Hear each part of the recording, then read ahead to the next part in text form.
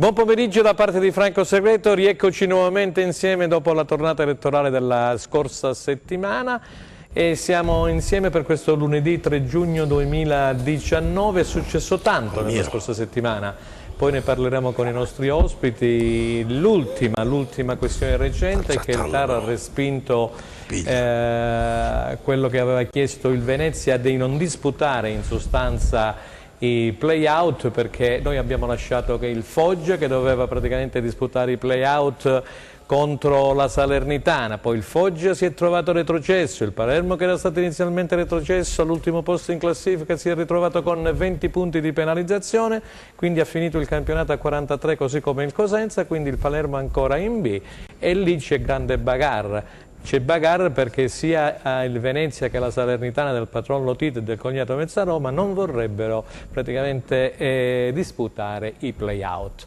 Quindi tantissime cose, dicevo, parleremo questo pomeriggio e poi ascolteremo la collega Claudia Berlingeri da Crotone, ci dice cosa bolle in pentola a Crotone con il rinnovo anche del direttore sportivo Peppe Ursino, il rinnovo di 3 anni di Simi che è appetito da diverse società anche all'estero, anche di Serie A. E poi avremo anche una diretta telefonica con l'amico Tullio Calzone del Corriere dello Sport, caporedattore della Serie B, che ci dirà cosa bolle in pentola in questi ultimi minuti. Io saluto gli ospiti di questo pomeriggio, li vado subito a presentare. Pippo Gatto, nostro collaboratore, nonché direttore di nuovocosenza.com. Grazie Pippo. Grazie a voi, buonasera. Poi abbiamo Antonio Clausi di Cosenza Channel, grazie Antonio. Salve a tutti. E poi abbiamo il nostro opinionista, il nostro compagno di viaggio e d'avventura Aldo Cennamo, grazie Aldo per essere qui con noi anche oggi. Buon pomeriggio a tutti. E salutiamo naturalmente Alessandro Russo che è dovuto partire per Milano per impegni professionali, ma quando è giù qui a Cosenza Carastella sarà con noi fin quando andremo avanti con il replay. Lo aspettiamo. Allora io ho introdotto Stella Battaglia, la nostra collaboratrice. Grazie Stella, buon pomeriggio. Grazie anche a te. a te Franco, salve amici sportivi e ben ritrovati. Sicuramente vi siamo mancati la scorsa settimana, però non stiamo qui a chiedervelo perché sicuramente non potete risponderci. Allora siamo qui come di consueto ogni lunedì alle 15 in diretta con replay su Tele Europa Network, canale 10 del digitale terrestre. Allora, anche oggi avremo tanto da dirvi e raccontarvi sul calcio delle calabresi insieme ai nostri graditi ospiti che ringrazio per la loro presenza qui in studio. Allora, Franco, vogliamo richiedere un attimino alla regia la griglia e le date dei playoff? Sì, eccoli qua perché ieri sera si è giocato il ritorno tra il Verona e, eccolo, puoi leggere, il Cittadella, ha vinto il Verona per 3-0, il Cittadella ha terminato con 2 uomini in meno, 2 espulsioni, quindi diciamo che la terza squadra che appunto andrà in Serie A è il Verona. C'è stata prima la vittoria del Brescia, quindi puoi leggere tranquillamente. Verona 3, Cittadella 0, le finali si sono giocate ieri sera, adesso vediamo quindi promosse in Serie A Brescia, Lecce e Verona, retrocesse in Serie C Foggia, Padova e Carpi. E c'è il discorso dei famosi play-out che vedremo poi col Corriere dello Sport. Si giocheranno il 5 e il 9 perché, come dicevo prima, il TAR del Lazio ha bocciato la resistenza del Venezia e quindi al momento il primo playoff si giocherà giorno 5 alle 20:45 all'Arecchi di Salerno tra Salernitana e Venezia. I play-out, chiedo scusa, play-out. E il ritorno invece è giorno 9. In virtù dei risultati si andrà in Final Four, vogliamo... No, quelli sono poi per quanto riguarda il discorso, un altro discorso che riguarda la Serie C. Benissimo. Comunque facciamo un primo giro, caro Pippo, su questo Verona Cittadella, perché il Verona è riuscito a ribaltare poi il 2-0 dell'andata, ieri trascinato da un grande pubblico con 2 uomini in più, eccetera, però onestamente la qualità del Verona è uscita fuori, si è vista anche la tecnica superiore, il Cittadella si è arreso. Non si discute, a mio avviso il Verona aveva il miglior organico di tutta quanta la Serie B, giocatori del calibro di Pazzini, di Carmine, gente che diciamo, ha fatto la differenza. Lo stesso Laribbi ieri incredibilmente uno dei migliori in campo, incredibilmente, è uno dei migliori giocatori di questa rosa, tra le altre cose. E quello che un po' sorprende è come il Verona sia arrivato con i cerotti a questa finale, un campionato disastroso con questo aiutino, fra virgolette, della prima gara.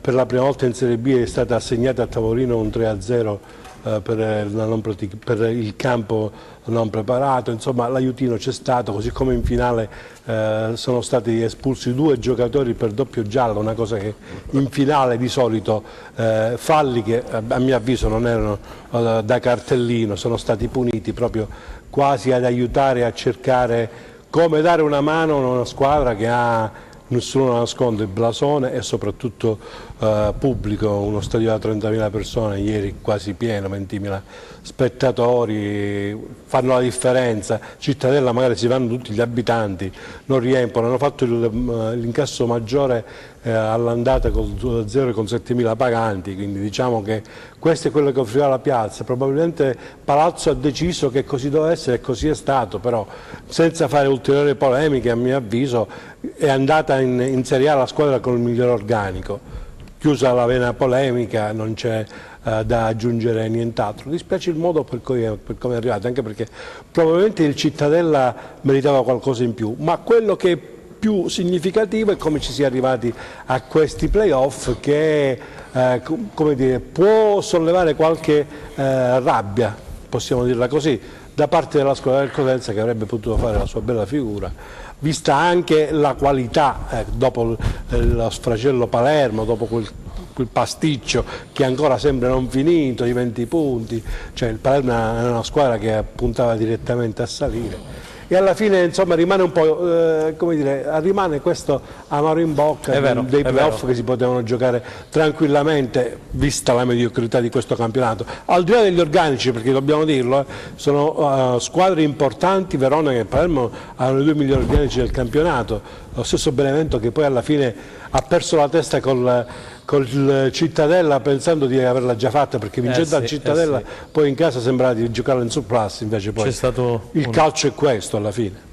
Grazie Pippo. Allora siccome arrivano un po' di messaggi che qualcuno ci chiede sul discorso dello stadio San Vito Marulla, io vi posso anticipare che prossimamente da noi, probabilmente il 24 di giugno, lunedì, dedicheremo una puntata intera o quasi a quella che sarà poi il discorso della convenzione tra il Cosenza Calcio e l'amministrazione comunale di Cosenza, che è stata firmata nei giorni scorsi. Antonio Clausi è stato colui il quale per primo, insieme a Pippo Gatto, hanno lanciato via web questa situazione. Però Antonio, giusto 30 secondi in maniera settica, praticamente questa convenzione che si aspettavano tutti è arrivata, adesso stanno limando le ultime cose, stamattina c'è stata anche in prefettura una riunione, giusto per far capire ai nostri telespettatori quello che in effetti è successo. No, siamo riusciti a reperire in anteprima, in esclusiva assoluta, il documento con cui il Palazzo dei Bruzzi aveva informato il Cosenza Calcio e la Lega della situazione che fotografavano da parte dell'amministrazione comunale. Ne è seguito,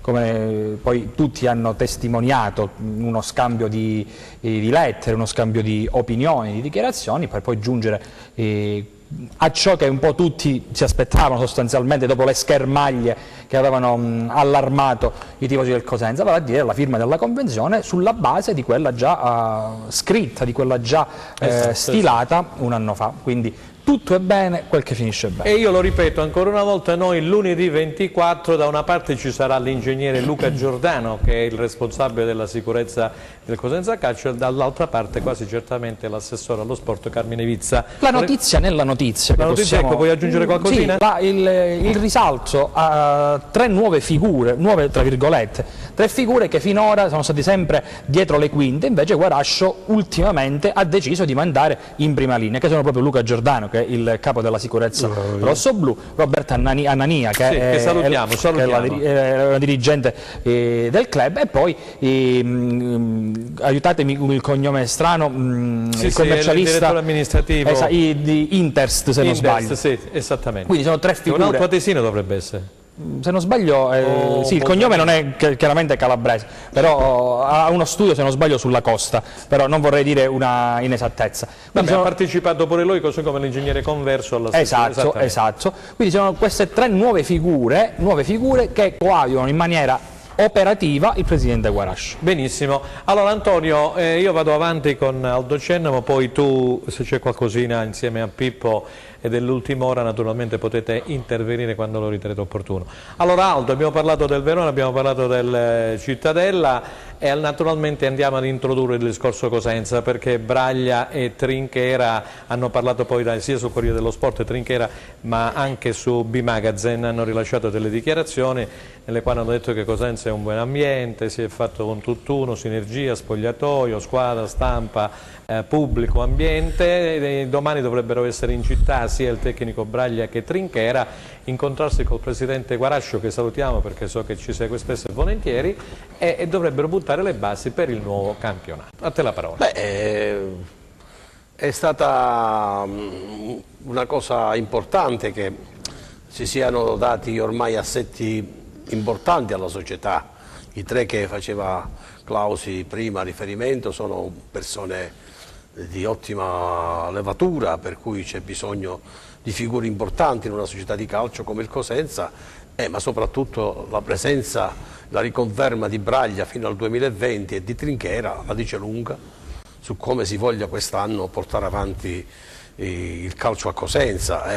La programmazione, se c'è, e ci sarà sicuramente, perché Guarascio è un manager, un imprenditore importante, ha dato 5 anni di Guarascio in questa società, hanno riportato il Cosenza a certi livelli. Quest'anno abbiamo vinto un campionato perché ci siamo salvati, era difficile, il prossimo anno sarà ancora più difficile, quindi bisogna attrezzarsi, perché non siamo più una neopromossa, ma siamo una squadra importante per quello che si è visto anche in televisione, per il premio ottenuto, per la tifoseria, per tante cose. Giusto. Quindi tutto questo assetto fa parte di una organizzazione che secondo me porterà benefici al Cosenza, alla città, alla provincia, ma all'intera Calabria, perché adesso Cosenza con il Crotone sono proiettati a certi livelli. Io penso che in effetti si farà se Braglia, come ho sempre detto, ha accettato di restare a Cosenza, di giocarsela a Cosenza la partita per poter puntare eventualmente alla Serie A, ci sarà un motivo, altrimenti Braglia aveva tante proposte che poteva tranquillamente accogliere, ha preferito Cosenza perché, come giustamente hai detto tu, è una piazza che piace, una piazza importante, una piazza che dà visibilità. Da qui sono partiti allenatori, Giorgi, Di Marzio, Zaccheroni, ma chi più ne ha più ne mette, giocatori importanti.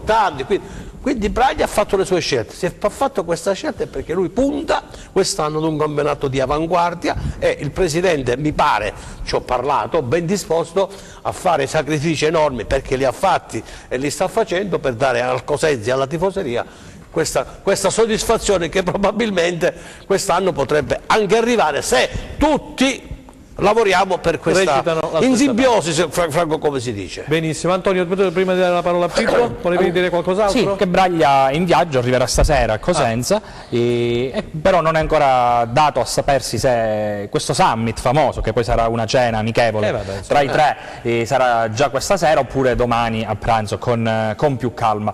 Una cosa è certa, che il Presidente ha detto a Trinchera nell'ultimo incontro che ha avuto, che il budget sarà superiore a quello dello scorso campionato, sì, e che quindi quello che ha detto Aldo adesso, e che quindi il Cosenza proverà ad alzare l'asticella. Poi è chiaro, si prova, le ciambelle vengono con il buco o meno, poi al momento in cui vengono estratte dal forno, prima è difficile saperlo. E allora Pippo, adesso il Presidente, come ha detto Aldo prima e Antonio dopo, insomma, aumenterà il budget, il Cosenza, i tifosi aspettano qualcosa di importante, qualcosa che, diciamo, possa, come dire, regalare loro delle soddisfazioni maggiori rispetto a quelle dell'anno scorso, che, come diceva Aldo, per la verità è stato un campionato vinto anche per il mio, perché con 19 squadre, con l'handicap, la partenza d'handicap, il pareggio di Ascoli e la partita persa in casa 3-0 a tavolino contro il Verona, sappiamo tutti quello che è successo. Poi col Benevento non si è giocato il giorno dopo, il Vigorito, il presidente, che è stato veramente un signore, che non ha preteso nulla, eccetera, e non ha fatto nulla in Lega, e il Cosenza, insomma, ha raggiunto la quota salvezza con qualche settimana d'anticipo, quindi è come se fosse un campionato vinto. Ora, la tifoseria cosa si aspetta secondo te? Guarda, Cosenza è fuori dubbio che è una piazza più che ambiziosa, lo sanno gli allenatori di Serie A che sono venuti qua, senza dimenticarci il povero Mondonico, Gigi Simoni, Sonetti, Reia, nomi che hanno fatto la storia del calcio italiano e sono venuti volentieri a Cosenza, così come tantissimi giocatori, senza fare nomi eclatanti, Lentini, Strada, gente che ha fatto la storia del calcio italiano. In fin dei conti Cosenza è una piazza ambiziosa e gradita a tutti quanti, non solo per come dire, il tifo, l'accoglienza, ma perché Cosenza ha sempre avuto un occhio particolare per il calcio, c'è sempre stato un'amalgama e lo ha sottolineato anche Braglia in alcune dichiarazioni che ha rilasciato in questi giorni. Cosenza c'è sempre questa unione fra la squadra, il gruppo, l'insieme dei giocatori che hanno sempre fatto bene tutti quanti assieme e il Presidente Guarascio dovrebbe approfittare di questa cosa anche perché il bacino utenza di Cosenza, e lo ribadisco in ogni trasmissione in cui parlo del Cosenza, è di 2 milioni di persone, è una provincia intera che è quella che riempie lo stadio, lo hanno detto i numeri, quest'anno Cosenza ha superato abbondantemente le 100.000 presenze allo stadio in tutto l'anno, una cosa veramente per 18 partite è tantissimo, anzi 17 perché una non si è giocata, anche se c'era stato il pianone nella prima partita e dobbiamo dire che bisogna a questo punto non dico solo l'asticella, ma piazzare quei giocatori importanti che il tecnico, penso, sta arrivando, come sottolineato Antonio poco fa, sta arrivando ora nel vertice, ha richiesto su tutti la riconferma dei giocatori che hanno fatto la differenza nel finale di stagione, Palmiero, Sciaudone, Embalo, quei giocatori che hanno fatto la differenza e soprattutto c'è da mettere mano all'attacco dove c'è, come dire, il Cosenza zoppicato quest'anno fra i peggiori attacchi della stagione, anche se è la migliore difesa, e c'è da mettere mano anche ai giocatori che non hanno rinnovato, se ne sono andati via, su tutti Dermanco che un po' ha fatto arrabbiare il DS e il Presidente, una storia che magari andava finalizzata prima, probabilmente a gennaio, prima che a settembre scorso. A settembre magari si potrà proporre, è anche vero che gli è stata proposta qualcosa e lui ha sempre rifiutato, ha detto di no perché i passi sia il DS che il Presidente li hanno fatti, però c'è da mettere su un organico che, come sottolineava anche Aldo, Cosenza non è più la rivelazione, ha dimostrato in questa stagione predeterminata che è una squadra che sa stare in campo, che ha un signor allenatore con grandi idee, soprattutto fantasia, non ha mai messo la stessa formazione, ma non per diciamo per scelte obbligate, perché riusciva a dare una formazione diversa anche per non dare riferimenti all'avversario, sempre studiato al meglio le partite, però c'è bisogno di dargli gli uomini adatti. Quest'anno è riuscito a fare le nozze, come si dice, fra virgolette, con i fichi secchi. L'anno prossimo noi speriamo di fare qualcosa di meglio, anche perché la piazza è ambiziosa, i giocatori a Cosenza vogliono venire, la società è una delle più sane della Serie B e dobbiamo dirlo, però lo sforzo va fatto, caro Presidente, e va fatta una squadra competitiva, perché l'anno scorso si è arrivati a quel punto, quest'anno ci aspettiamo perché non sappiamo se sarà a 20 o a 22 poi tra le altre cose. Questa è un'altra cosa. Calzone, già 20 però guarda, già 20 ti dà la possibilità di giostrartela diversamente, di avere altri 6 punti a disposizione. Esatto, quest'anno hai dovuto correre, hai dovuto fare i salti mortali, peccato perché c'eri quasi riuscito e alla fine qualche partita magari ti lamenti pure di come è andata, però teniamoci quello che c'è e Cosenza merita e ambisce a qualcosa di meglio. Stella, è arrivata questa notizia, la vuoi leggere? L'avevo anticipata io, per favore è arrivata l'ufficialità. Sì, certo, in diretta la comunichiamo subito. Il Tarro del Lazio rigetta il ricorso del Venezia e conferma la decisione assunta da Lega B e FIGC. I play-out fra i Lagunari e la Salernitana si faranno. Mercoledì 5 giugno, ore 20:45, la gara d'andata allo Stadio Arecchi di Salerno. E poi, come dicevamo, ci sarà il ritorno il 9 giugno, si giocherà allo Stadio di Venezia. Vai Antonio, dimmi. Secondo me ci saranno problemi anche con l'associazione calciatori. Sì, sì. Perché sia i calciatori di Venezia che Salernitana sono chiaramente poco propensi, anche a mio avviso, a giocare su spinte dirigenziali. Perché vogliono arrivare a 22, vogliono arrivare a 22 squadre, poi ve lo farò spiegare da Calzone. Ed è qui che a mio avviso si misurerà il polso della nuova Lega di Balata. Se riuscirà a mantenere... Mi dicono che sia un po' deboluccio Balata. Esatto. Se riuscirà a mantenere fede alle proprie parole, ai propri proclami, vale a dire una Serie B a 20 squadre, punto, e allora tanto di cappello. Viceversa, ancora una volta registreremo con una Serie B a 22 squadre quanto la governance della Lega di Serie B sia suscettibile ad influenze esterne. Antonio, scusa, mi fai i calcoli per cortesia, perché poi parleremo anche della Serie C. Siccome andranno in Serie B le due che andranno nella Final Four, no? Poi ci saranno le due finaliste, entrambi andranno in Serie B. Sì. Allora, il campionato è stato a 19, 4 retrocessioni, siamo a 15 e 5 dalla C, 19. Altre 3 squadre. Assolutamente. Il Foggia verrebbe tranquillamente salvato. Può darsi che finirà con un discorso tra virgolette all'italiano. Se si fa 22, si salvaguardano le retrocesse. L'ha detto al FIGC, una linea guida, così come per la Serie C, se eventualmente dovessero portare avanti il discorso 22, salvaguardano quelle che retrocedono. Quindi questo è fuori di dubbio. Però alcuni presidenti non sono d'accordo perché la torta dividere da 22 e quindi il discorso della sinergia economica la torta si restringe, ma rimarrà a 20. Secondo me l'hanno capito anche. Sentiamo Aldo Cennamo che lui l'hanno capito anche i bambini, perché no, noi che veniamo a fare qua? Veniamo i bambini hanno capito che si deve salvare la Salernitana, perché lo spareggio tra Venezia alla Salernitana fa paura per la squadra che abbiamo visto nelle ultime Venezia per altri motivi. Esatto. Per cui secondo me io pensavo, ho detto l'altra volta e non mi vorrei svedere, che i play-out si devono giocare, perché il regolamento iniziale di questo campionato all'inizio prevedeva che la squadra che arrivava a quarto o quinta avrebbero fatto i play-out, tranne che non ci fosse 5 punti di stacco tra la quarta e la quinta squadra. In questo caso non c'è stato. Quindi tu la pensi come Gianni Di Marcio, che ha dichiarato l'altro giorno su Tutto Mercato Web, dice quando si cambiano in corsa le regole è come barare? È normale, si sta barando, si bara perché si deve salvare la Salernitana, perché lo Tito ancora comanda. Ecco perché è debole l'attuale presidente della Lega, che l'ho conosciuto, l'ho avuto vicino, ci ho parlato quando è stato qui nella partita di Venezia. Onestamente lui diceva che tutto si sarebbe svolto secondo i regolamenti che c'erano. Poi se si è durante l'arco delle giornate. Ma lì è stato il consiglio direttivo che ha preso la topica. Io penso che questa situazione deve smettere, perché questo calcio è un calcio malato, ma malato di soldi, malato di egoismo, malato di tante cose. Se vogliamo fare un calcio pulito, tranquillo, sereno, si deve fare come ha fatto il Cosenza, che è andato a Salerno e è andato a vincere la partita senza scendere a compromessi. Questa è serietà. Ecco perché Guarascio è una persona seria, perché questo è stato fatto a Cosenza. Se c'era un'altra squadra a Salerno si sarebbe salvato, perché la partita a Salerno si poteva combinare. Diciamo la verità, questa è la verità. Il Cosenza è andato a Salerno, sono un problema di motivazioni, Aldo, dai. È un problema di motivazione, la motivazione ti porta al pareggio. Le ultime 4-5 partite sono uno schifo, non si gioca a pallone, si gioca ad altro.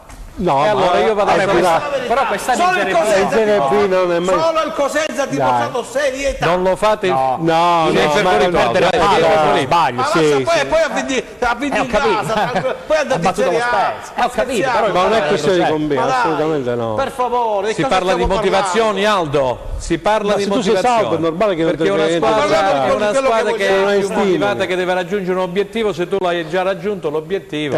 Diciamo che il Cosenza poi ha fatto, io sono d'accordo con lui, su questo il presidente Guarasci è una persona eccezionale. Ci fanno segno dalla regia, diamo spazio alla regia, salutiamo Enzo Leonetti, Massimo Fino e Francesco Camposani che l'ha messa in onda, e noi diamo spazio alla reclama. Prego. Sì, andiamo in pubblicità.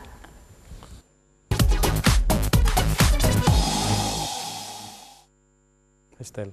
Allora, bentornati tra noi. Ricordiamo alla regia di mettersi in contatto telefonico con Claudia Berlingeri.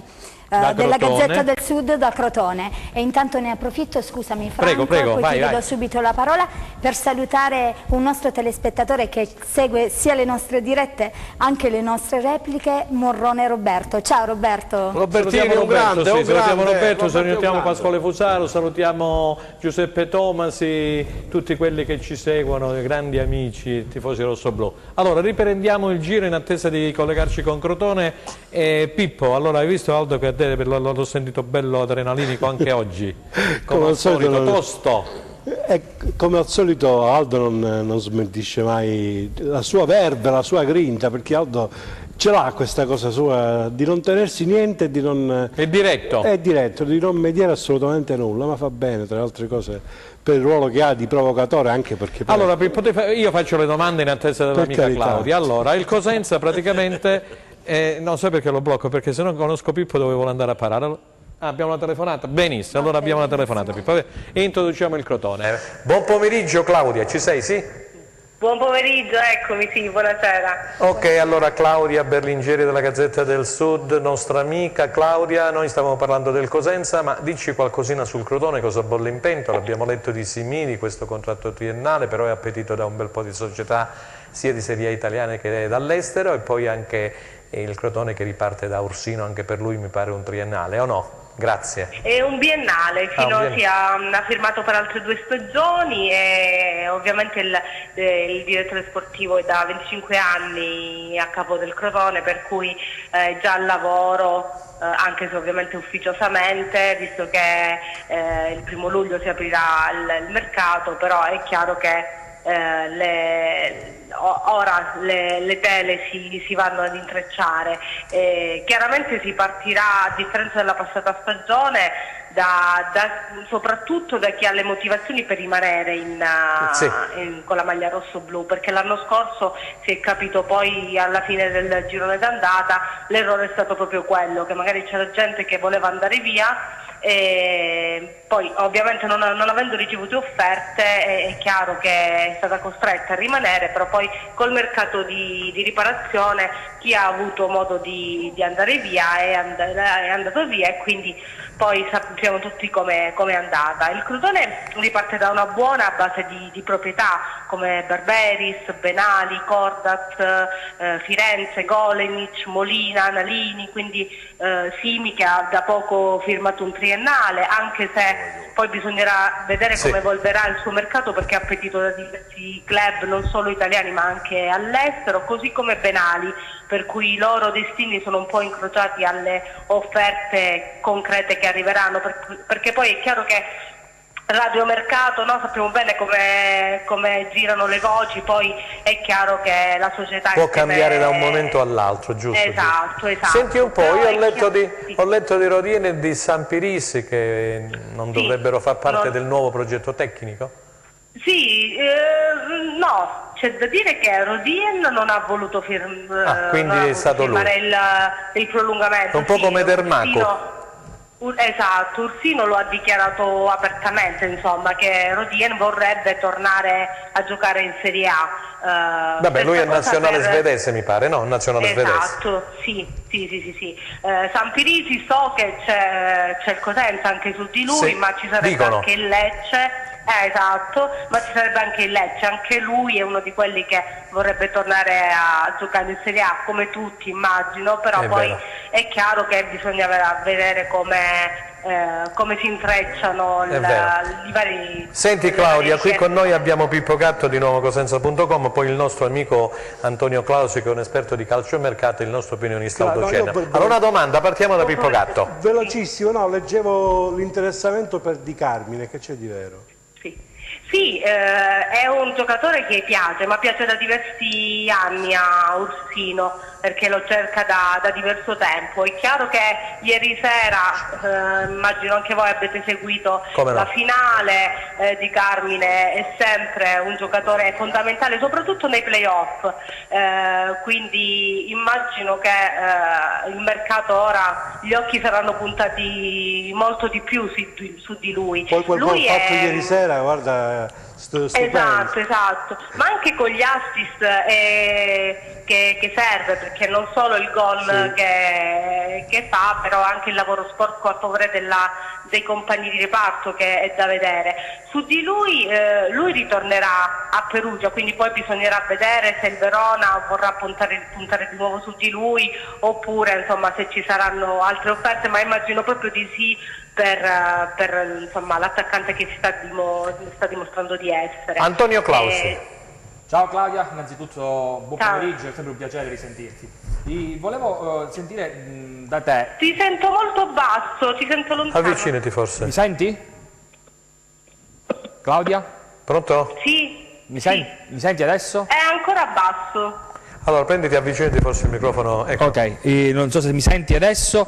Sì, grazie. Okay. Adesso va meglio. Volevo chiederti che tipo di ambizioni avrà il Crotone nel prossimo torneo, dopo comunque una stagione decisamente al di sotto di quelle che erano le aspettative. E le potenzialità della squadra. Assolutamente. Sì, chiaramente il presidente, come anche l'allenatore, perché anche la mentalità del tecnico Stroppa è quella di vincere, non gioca mai per pareggiare, insomma sempre puntare a vincere. Chiaramente si punterà, penso, a fare un campionato di vertice, ma a differenza della passata stagione, che è stata l'unica nella quale all'inizio hanno apertamente dichiarato che si puntava ad un immediato ritorno in Serie A, questa volta si ritorna come negli altri anni a volare basso, a rimanere umili e poi vedere di giornata in giornata dove si riuscirà ad arrivare, perché abbiamo visto tutti che il campionato di Serie B è assolutamente imprevedibile, puoi perdere o vincere contro tutti, per cui anche il Cittadella abbiamo visto, insomma, non era nei playoff, poi si è rientrato, insomma, quindi secondo me meritava molto di più anche ieri sera, perché un po' è stata una finale un po' sui generis. Sui generis, si erano terminati in 9, figuriamo. Sì, ancora una volta la prima espulsione non c'era a modo mio. Claudia, c'è Aldo Cennamo che vuole farti una domanda, poi ti lasciamo libera, grazie. Sì. Complimenti per quello che scrive, io leggo ogni tanto i suoi articoli. Quello che mi interessa sapere, ma il plafond che metterà a disposizione il Presidente, se è vero che dalle voci che si dice che vengono detti dai giornali, mette poi sul mercato giocatori importanti, mi pare che poi c'è una contraddizione in tutto questo. Il plafond è importante, fare una squadra per tornare in Serie A, oppure fare una squadra di assestamento, visto che l'anno scorso si è speso molto e poi si è rischiato di andare in Serie C.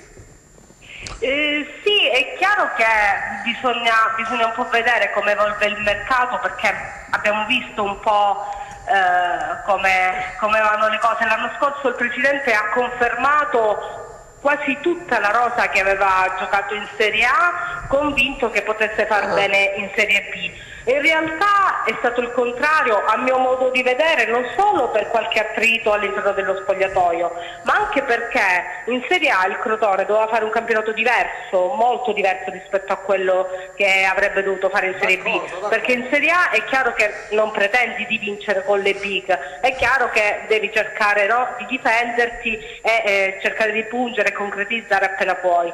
In Serie B devi fare un campionato diverso, devi puntare a vincere dappertutto, quindi è proprio la mentalità diversa che andava cambiata, espressa. Sì, ed espressa. I giocatori non si sono calati nella Serie B, perché poi la differenza è di una sola categoria, ma è davvero tanta, la qualità, il modo di giocare è completamente diverso. Senti Claudio, un'ultima domanda, dimmi, chiudi, vai a chiudere che ti devo fare un'ultima domanda. Sì. No, Budimir, mi interessa Budimir. Budimir, Ursino ha dichiarato che insomma non rientra nei progetti, per cui anche lui è uno di quelli che a gennaio è andato via perché evidentemente non era soddisfatto. E quindi insomma rientrerà dal prestito, però poi sarà girato nuovamente ad altra destinazione, almeno questo è quello che ha detto Ursino. Poi magari Stroppa abbiamo visto anche con Maciac la maturità che ha dimostrato, perché era fuori, poi invece la squadra gli ha dato un'altra opportunità e lui ha messo da parte le proprie idee a favore della squadra, per cui tutto poi può succedere. È stato stabilito, per chiudere, è stato stabilito il ritiro precampionato che mi pare che si giocherà e si disputerà in Sila, no? Come lo scorso anno, dall'8 luglio. Lo scorso anno fu Stroppa a far cambiare destinazione al presidente per il terreno di gioco, perché Stroppa è uno molto fissato, giustamente sul terreno di gioco e quindi gli ha fatto cambiare totalmente destinazione. Penso sicuramente sarà quella dell'anno scorso, lì al Villaggio Palumbo, Villaggio Baffa, dove i campi soddisfano l'allenatore per il gioco che deve far esprimere alla squadra. Grazie Claudia per essere intervenuta con noi, grazie e naturalmente buon lavoro. Grazie a voi e buon lavoro, buona giornata. Grazie Claudia. Allora ci ha fatto un bel excursus sulla collega della Gazzetta del Sud, Claudia Berlingeri da Crotone. Pippo, mi vuoi aggiungere qualcosina nel frattempo che ci mettiamo in contatto con Tullio Calzone al Corriere dello Sport? Lo chiedo ad Enzo Leonetti, vai. Penso che il Crotone vorrà fare di più e meglio rispetto alla scorsa stagione dove, come ha sottolineato Claudia, il Crotone partito per ritornare subito in A ha dovuto fare i conti con dei giocatori che aspettavano la chiamata nella massima serie, cosa che non ha permesso poi a Stroppa che, dobbiamo ribadirlo, era l'allenatore che non andava spostato. La società ha fatto un po' l'operazione Oddo facendosi del male da soli, perché alla fine, come succede sempre, quando ci sono i problemi stanno nello spogliatoio ed è l'allenatore che paga per tutti. Però quello che penso io è che il Crotone ambirà a fare un campionato sulle righe. Ursino non ha mai mollato, anche era indiscussa la sua riconferma, non ci sono stati mai dubbi e penso che da questo pozzo dei desideri, perché io Ursino sono un po' il motore dei Vren, un po' il motore del Crotone, è quello che ha portato un po' tutti questi giovani promesse che poi sono finiti in nazionale, non a caso, senza andare a fare tanti nomi. E devo dire che Crotone ambirà alla fine a fare un campionato importante. Bisogna stare attenti perché non è più il campionato dell'anno scorso, è qualcosa di importante per tutti. Abbiamo l'altra telefonata. Sì, abbiamo un'altra telefonata Benissimo. con Tullio Calzone, vediamo se è in linea il collega Tullio Calzone del Corriere dello Sport. Pronto? Salve, ciao Franco. Ciao, grazie Tullio, ti sentiamo benissimo, grazie per aver accettato l'invito e per essere con noi anche questo pomeriggio. Abbiamo parlato con la collega Berlingeri da Crotone, del Crotone Calcio, adesso stavamo introducendo il Cosenza, però ci sono tantissime novità perché la scorsa settimana abbiamo lasciato il Foggia in una certa condizione, ora lo troviamo retrocesso, il Palermo che era retrocesso e lo troviamo a 43 punti con 20 di penalizzazione, il TAR del Lazio poco fa che ha rigettato la resistenza e quindi il ricorso del Venezia, e c'è di tutto e di più in questa Serie B. Ci fai un po' un riassunto? Siamo tornati, o quantomeno abbiamo rischiato di tornare all'inizio di questa stagione, quando c'è stata una vera e propria deriva giudiziaria, come ricorderete, tra resistenti ed opponenti per la famosa storia del format che poi da cui è scaturita una via a 19. Quindi nulla di nuovo, perché come avrete letto anche nelle dichiarazioni del Presidente Balata e riallacciandosi al discorso introduttivo del Presidente federale Gravina, c'è bisogno di regole certe che non diano adito a queste interpretazioni così ballerine, diciamo così, delle norme che hanno determinato questa situazione incresciosa che ha rischiato di rovinare, in parte l'ha anche rovinato, uno dei campionati di Serie B più belli degli ultimi tempi, perché il Palermo, che era praticamente ai playoff in lotta per la A, si è sentito dire a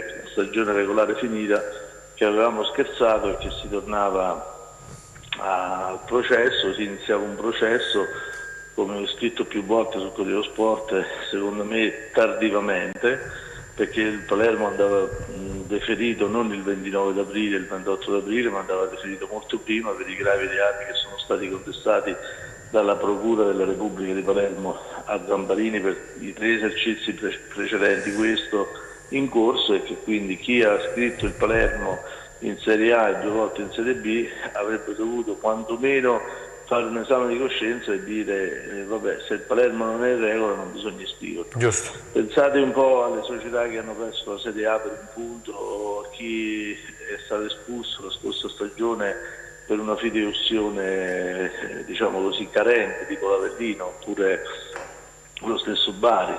Voglio dire, c'è bisogno di regole certe che non diano poi adito a questi corticircuiti che sono poi diciamo devastanti, perché la gente non li capisce più. Il Cosenza stesso ha perso i playoff perché non ha potuto giocare su un campo per delle irregolarità formali, si ritrova poi il Palermo che è stato iscritto dalla Covisoc con della vera e propria finanza creativa.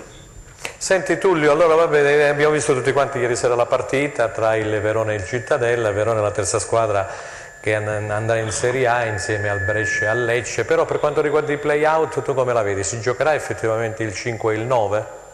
Assolutamente sì, a questo punto, perché la giudice Panzidoni ancora una volta ci ha sorpresi, sì. Perché per il Foggia aveva accettato l'istanza di sospensione della disposizione da parte della Lega di non giocare i play-out.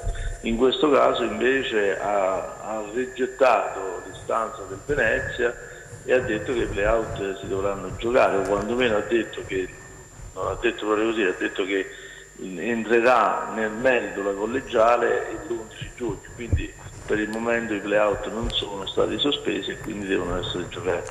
Allora, come la vedo? Io la vedo che secondo me intanto è irrituale che si vada a un tribunale amministrativo, perché esiste la giustizia endofederale e una volta esisteva la regola compromissoria, se tu facevi questo venivi squalificato. Adesso sul decreto Giorgetti, che tutti quanti stanno utilizzando, secondo me impropriamente, perché per questa materia di contendere non andrebbe utilizzato, sta creando altre opzioni.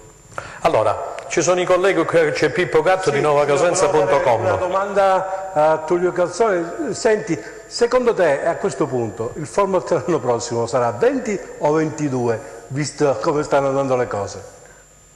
Ma adesso non c'è più discussione, credo, perché il format deve essere a 20, come è stato stabilito dal Consiglio federale attraverso un accordo tra le leghe, cui ha preso parte anche la Serie C, che promuoverà, come sapete, 3+2, e quindi sanerà quella zoppia, e la BIG ha accettato questa riduzione a 20 anche essendo partita dal 18.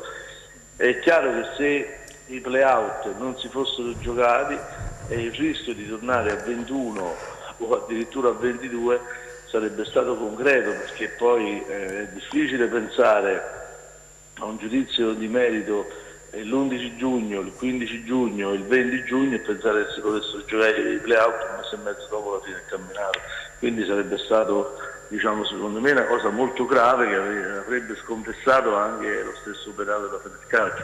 Invece mi sembra che a questo punto i play-out si giocheranno regolarmente mercoledì e domenica, il 5 e il 9, dopodiché uno tra Venezia e Salernitana dovrà andare in Serie C, come è stato stabilito dalla fine del campionato. Che poi questo dia adito a ulteriori battaglie non è escluso, però secondo me al momento si gioca prima. Un'ultima cosa, il Cosenza ripartirà dalla coppia Braglia-Trinchera, il Crotone e dalla coppia appunto Giovannino Stroppa e dal DS Ursino. Come vogliamo inquadrare queste due squadre per il prossimo torneo? Ma io penso che il Cosenza sia stata la rivelazione del campionato, perché se noi togliamo l'episodio col Verona, che paradossalmente senza quei 3 punti a tavolino non sarebbe neanche andato a fare i playoff, vi rendete conto di fatto di che cosa è stato il valore di questa squadra. Peccato che per diciamo così, la testardaggine di qualcuno quella partita che si poteva giocare altrove, probabilmente il Verona non l'avrebbe vinta, anzi certamente non l'avrebbe vinta così facilmente, e magari con una vittoria del Cosenza avrebbe delineato un altro scenario poi alla fine, perché questo è stato un campionato, come dicevo prima, molto bello, che si è deciso poi diciamo proprio alla fine anche per un punto. Peccato che questa intromissione del Tribunale Federale Nazionale, il deferimento da parte della Procura Federale a stagione finita, sia stata una macchia, rimarrà una macchia grave, indelebile su una stagione molto bella, perché io penso ai 30.000 palermitani che sono andati a vedere la partita col Cittadella pensando di poter andare addirittura in Serie A. Io ero a Lecce quel giorno, perché il Lecce poi di fatto è stato promosso, e vi dico che negli ultimi 20 minuti anche a Lecce c'è stata qualche fibrillazione, perché se lo Spezia avesse pareggiato e il Palermo vinceva, sarebbe andato in Serie A il Palermo. Poi avremmo dovuto assistere all'assurdità di vedere il Palermo retrocesso all'ultimo posto in classifica, ma non è credibile più un campionato che si gioca con queste incertezze. Antonio, allora l'ultima domanda, perché ci deve lasciare Tullio.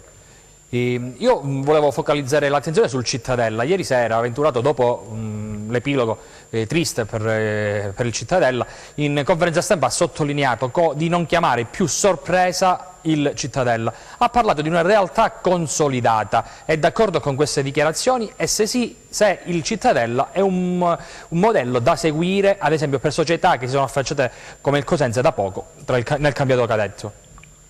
Ma che sia un modello mi sembra ormai evidente, perché i giocatori che continuano a sfornare il Cittadella da anni ormai, già da quando c'è stato Clerian, voi ricorderete Clerian, no?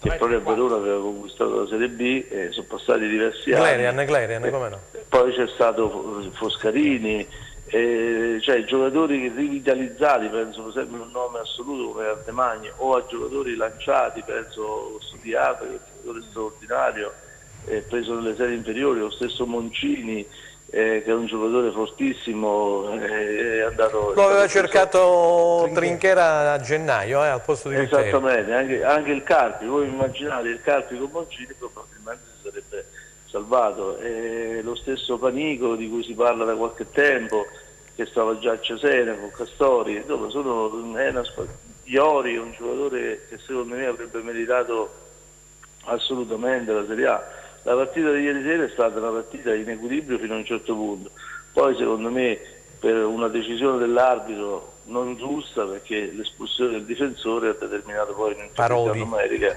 e è andato in difficoltà, ma il Verona fino a tutto, diciamo, almeno fino al gol, quindi per una buona mezz'ora il Cittadella ha giocato alla pari, si è comunicato alla pari, è una squadra importante.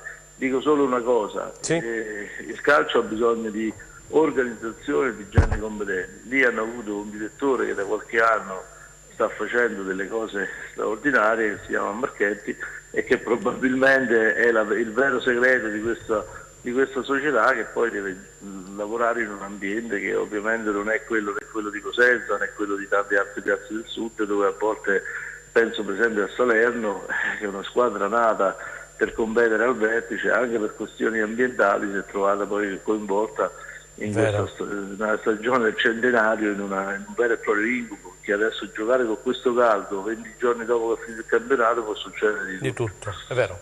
Ok, grazie Tullio, grazie per essere intervenuto. Grazie a anche voi, a nome nostro. Forza Cosenza, speriamo di vedere il Cosenza nei playoff il prossimo anno, l'avrebbe già meritato quest'anno, però grazie. Penso che il Presidente Quaraccio ci ascolterà, così come tutta la dirigenza. Grazie per essere intervenuto. Grazie a voi, salve. Ciao, vai Stella. Allora continuate a seguirci e andiamo in pubblicità.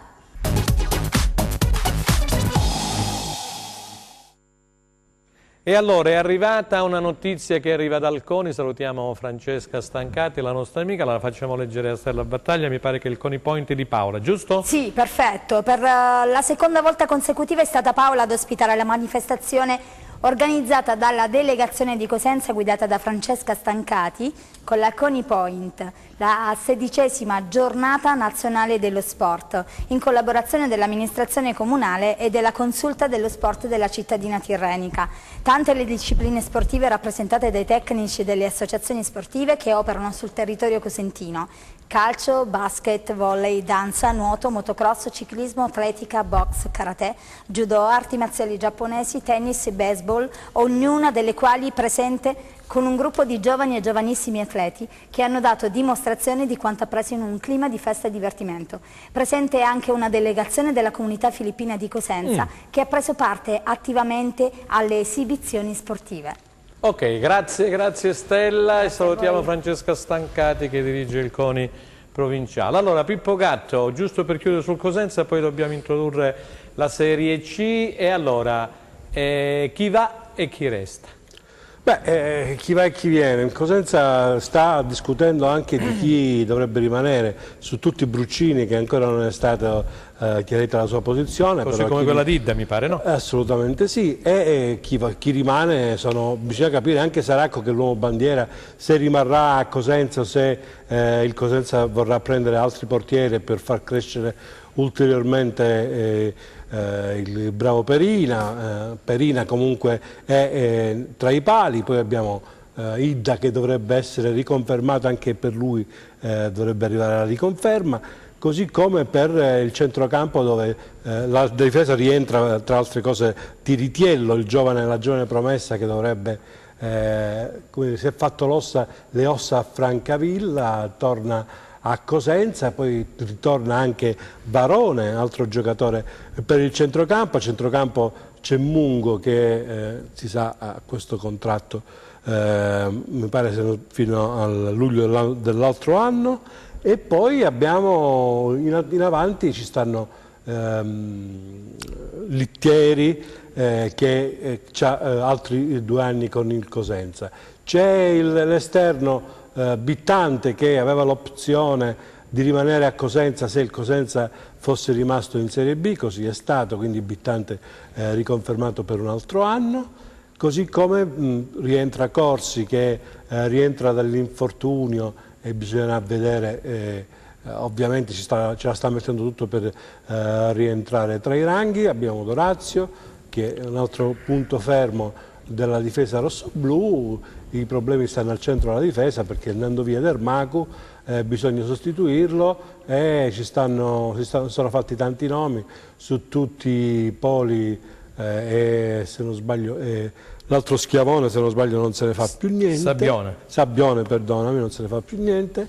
Bisognerà vedere, anche perché sono giocatori ambiti, e adesso parlare di mercato è difficile. Giustamente possiamo parlare su quello su cui si lavora nel Cosenza, si lavora che c'è nell'organico. Poi per quanto riguarda Boccamenti e il resto, Antonio qualcosa in più ce l'ha. Antonio, allora a te la parola, perché in effetti, come ha detto Pippo, insomma sono pochi. Pippo non ne ha citato uno. La difesa come? Pippo non ha citato uno, il buon Leonardo Perez. No, allora ve lo dico io. Devo fare il mio amico Sergio. No, Pippo ritorneranno alla fine. Hai citato Tiritiello che ritorna dalla Francavilla, Varone che ritorna dalla Carrarese, mi pare, e poi c'è Perez che sta disputando, anche se sta giocando pochissimo. Assolutamente. O niente con il Piacenza. Sì, sono calciatori proprietà del Cosenza che chiaramente dal 1° luglio torneranno in maglia rossoblù a disposizione. Chiaramente del tecnico Piero Braglia, qualora entro l'inizio del ritiro fissato di nuovo a San Giovanni in Fiore, stesso campo pittato di rossoblù per l'occasione, abbandonerà quindi il Valentino Mazzole i colori granata oro che avevano accolto il Cosenza nelle scorse stagioni. L'amministrazione di San Giovanni in Fiore, d'accordo con quella del Cosenza, ha mostrato questo grande segno di rispetto per la formazione del presidente Guarascio, e poi vedremo se questi calciatori che rientrano al prestito troveranno una destinazione nuova in tempo prima di lavorare in ritiro con i rossoblù, oppure se dovranno per forza di cose iniziare la loro preparazione. Arriveranno 4 difensori sicuramente, 4 centrocampisti, almeno 3 attaccanti. Di questi Braglia spera che un numero abbastanza consistente sia pronto per i primi 10 giorni di luglio, vale a dire per quanto presumibilmente il Cosenza partirà. Pare che sia il 20 di luglio. Quindi questa è l'orientamento del Cosenza. C'è anche da risolvere, questo succederà nei prossimi giorni, la questione legata ad Andrea Ristov, il calciatore bulgaro, in cui Braglia crede molto, l'ha sottolineato spesso e volentieri, lo ha mandato in campo quando riteneva necessario e opportuno farlo. Deve crescere, lo ha detto prima di andare via, però a Cosenza io credo che possa farlo con tranquillità e serenità. Io penso anche che c'è un altro discorso sui prestiti da fare, perché Braglia ha puntato per tutta la stagione su questo, puntato fra virgolette, sull'uruguaiano Schetino, che da centrocampista lo ha ridimensionato sulla linea difensiva, perché alto 1,90 m, bravissimo con i piedi, gli è piaciuto per come riusciva a gestire la difesa e gli ha riscoperto un ruolo, quello di centrale difensivo, che ha svolto egregiamente nell'ultima partita di Salerno, perché uscire con la palla fra i piedi dall'aria non era compito un po' facile. Mi ricordo il vecchio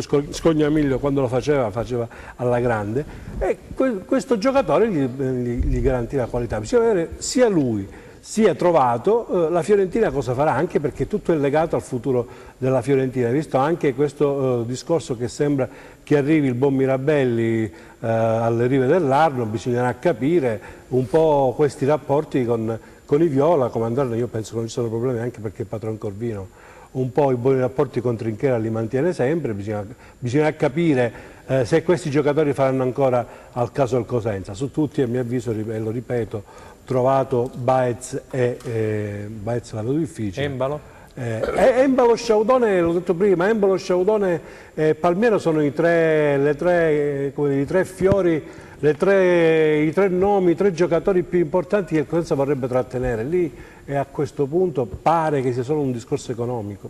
Allora, prima Antonio Clauso e poi Aldo, e poi andiamo a introdurre subito la videata della Serie C. Vai Antonio. No, sì, confermo quello che ha detto Pippo, nel senso che per Embalo chiaramente solo ed esclusivamente un problema economico, nel senso che il Palermo per cederlo chiede dei soldi, quindi se il Cosenza riuscirà a soddisfare le richieste del Palermo, ben vengano, anche perché il calciatore vorrebbe tornare a giocare il rossoblu. Stesso discorso per Sciaudone, che chiaramente però dopo la seconda parte di stagione fatta a Cosenza ha estimatori un po' a tutte le latitudini della Serie B. Per quanto riguarda invece Trovato, il discorso è differente, perché lui è già stato 2 anni in prestito al Cosenza dalla Fiorentina, quindi va lo stesso discorso per Palmiero.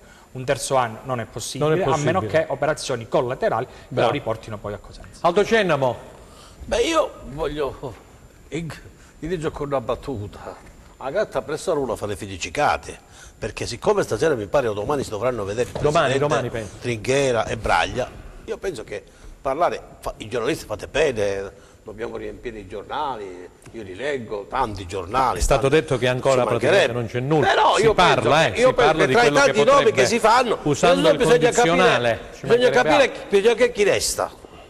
Bisogna capire chi resta, se sul Palmiero si sta lavorando e via dicendo. Bisogna capire chi arriverà, se il Cosenza vuole fare, come tutti stiamo dicendo, come il Presidente Coraccio ha pensato, come Braglia che è rimasto e come Trinchera, se vuole fare un campionato di avanguardia. Credo che alcuni nomi anche che sono stati l'anno scorso, penso che potrebbero essere mandati in prestito, e ne arriveranno altri che per fare un salto di qualità saranno giocatori bravissimi. Io non discuto i giocatori, perché sono tutti giocatori. Il salto di qualità, a mio avviso, Aldo, si fa a centrocampo. Adesso a centrocampo, adesso questo lo devi ricostruire. Secondo me quello che bisogna puntellare, ma non solo puntellare, ma senza proprio Palmiero. mettere sono l'attacco e il centrocampo. Su questo si deve lavorare. Devo trovare 2 attaccanti che fanno gol importanti, perché se avessimo avuto quest'anno un attaccante che avesse fatto almeno 12-15 gol, probabilmente i playoff l'avremmo fatti noi, perché ci è mancato in effetti lo stoccatore, quello che decisamente metteva la palla. Per il centrocampo è chiaro che il centrocampo, sostituire Tutino e Del Macco non è semplice, bisogna lavorare. Penso che domani sera ne sapremo di più, e da quel momento partiremo a capire veramente chi arriverà e chi andrà via da Cosenza. Stella Battaglia. Grazie Aldo. Allora richiediamo alla regia i playoff della fase nazionale, chiaramente la schermata. Fase nazionale Enzo di Serie C. Andiamo a vedere quello che è successo e quello che succederà. Vediamo se siamo pronti con la videata, eccola qua, puoi andarla a leggere Stella. Ok, benissimo. Vabbè, lì a sinistra ci sono tutte le partite che sono giocate, io direi andiamo dalla Final Four.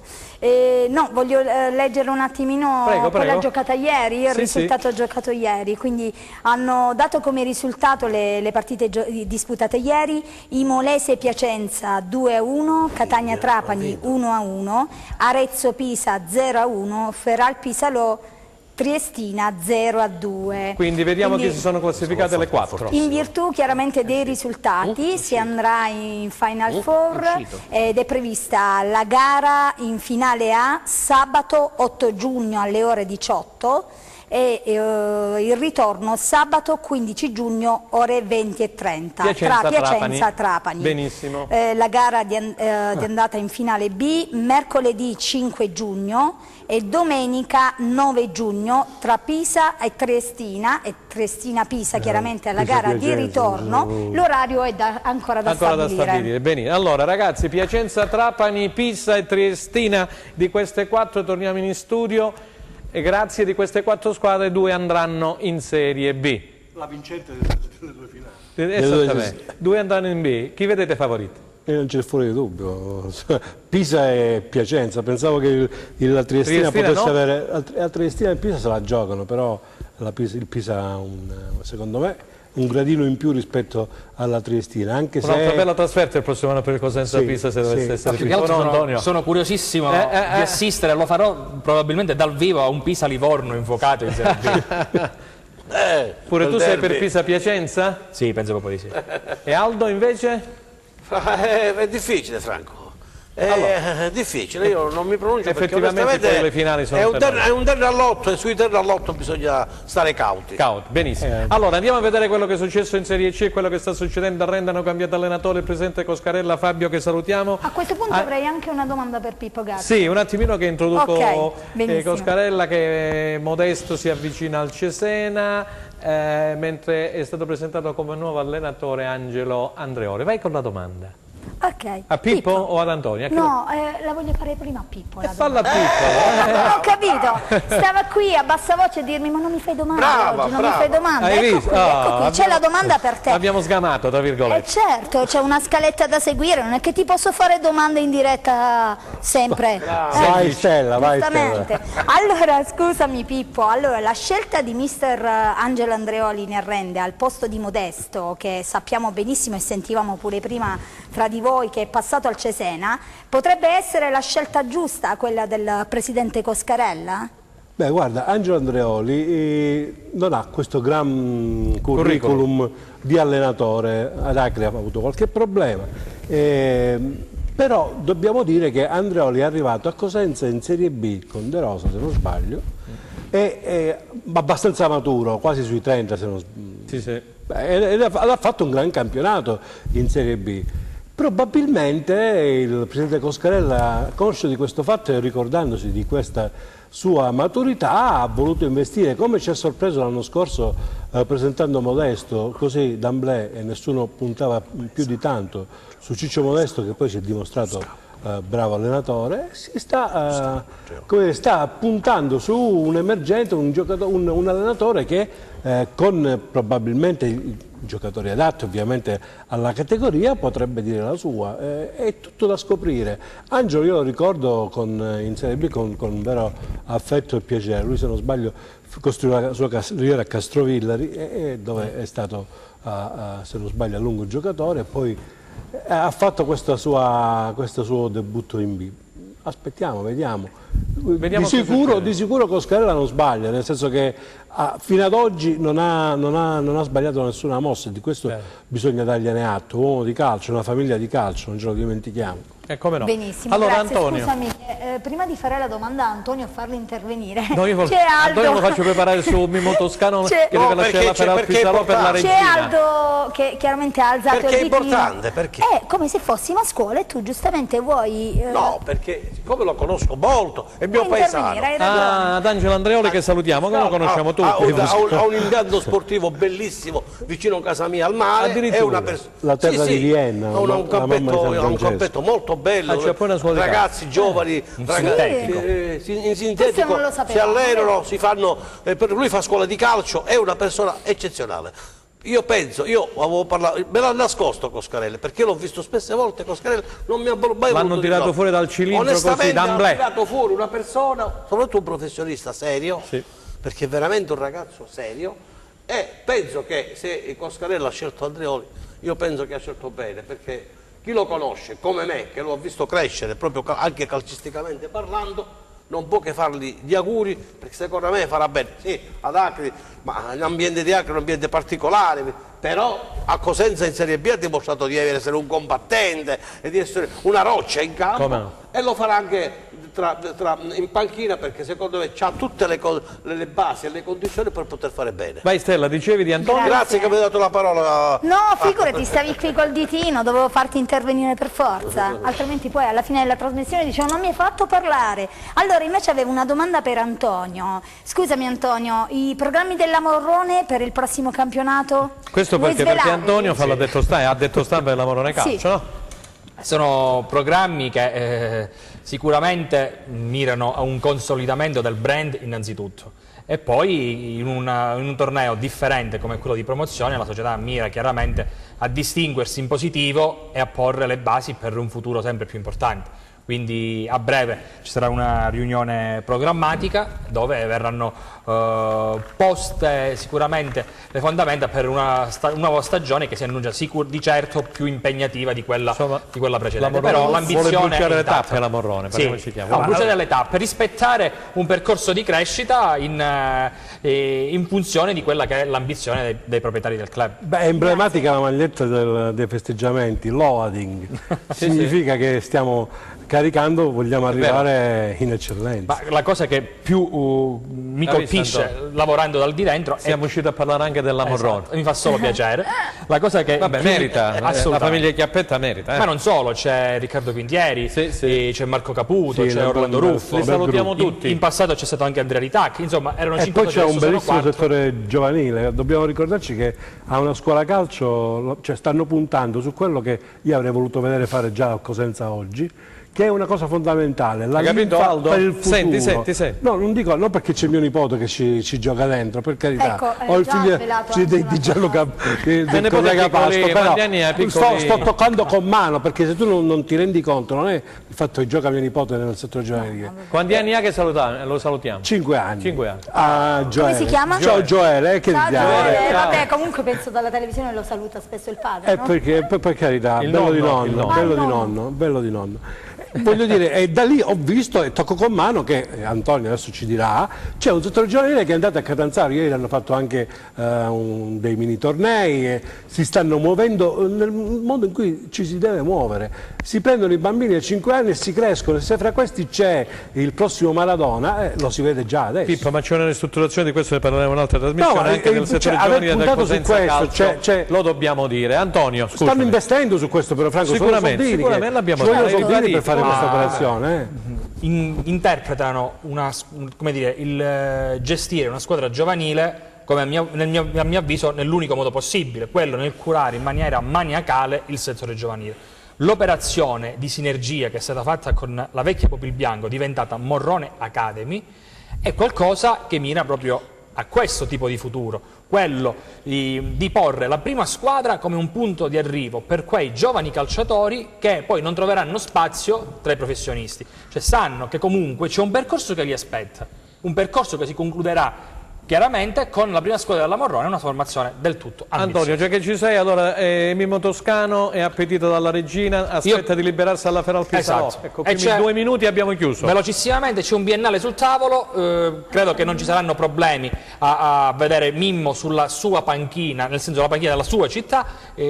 Credo che si porterà il solito suo staff anche con Napoli, professore Catanzaro, c'è una Catanzaro Auteri è in bilico, molto in bilico Auteri, e Auteri chiede magari qualche garanzia in più che né lo giudice né il presidente Noto al momento sembrano volergli dare. C'è un incontro programmato, vediamo anche in questo caso cosa succederà. Prima di chiudere Stella c'è un torneo, vediamo se ce lo mandano dalla regia, un torneo di giovanili. Sì, vediamo un attimino, eccolo qui, torneo di calcio giovanile, siamo alla 19ª edizione, quindi è stato organizzato dal gruppo Tenuta con la mia chiaramente partecipazione commerciale. Brava. Dal 27 al 30 giugno si svolgerà in Riviera dei Cedri. Le zone tirreniche che racchiude questo torneo sono Scalea, Praia Mare, San Nicolarcella, Diamante e Bonifati. Tanti ragazzi giocheranno e disputeranno delle partite per arrivare chiaramente a prendere il trofeo, e i genitori staranno al mare a godersi il sole. Abbiamo finito? Anche per oggi. E allora, vogliamo ringraziare gli amici, gli ospiti di oggi. Ringraziamo Pippo Gatto di nuovacosenza.com. Grazie a voi, grazie. Grazie ad Antonio Clauso che ci verrà a trovare poi più in là quando maturerà qualcosina a livello di calciomercato. Quando volete. Per le calabresi. Un abbraccio. Grazie al nostro compagno di viaggio di avventura Aldo Genova. A te Buon pomeriggio Stella. a tutti e grazie. Niente, salutiamo tutti i telespettatori, salutiamo i nostri ospiti e vi ringraziamo e ci vedremo prossimamente sempre su Replay, Tele Europa Network, canale 10 del digitale terrestre. Arrivederci a tutti. Arrivederci.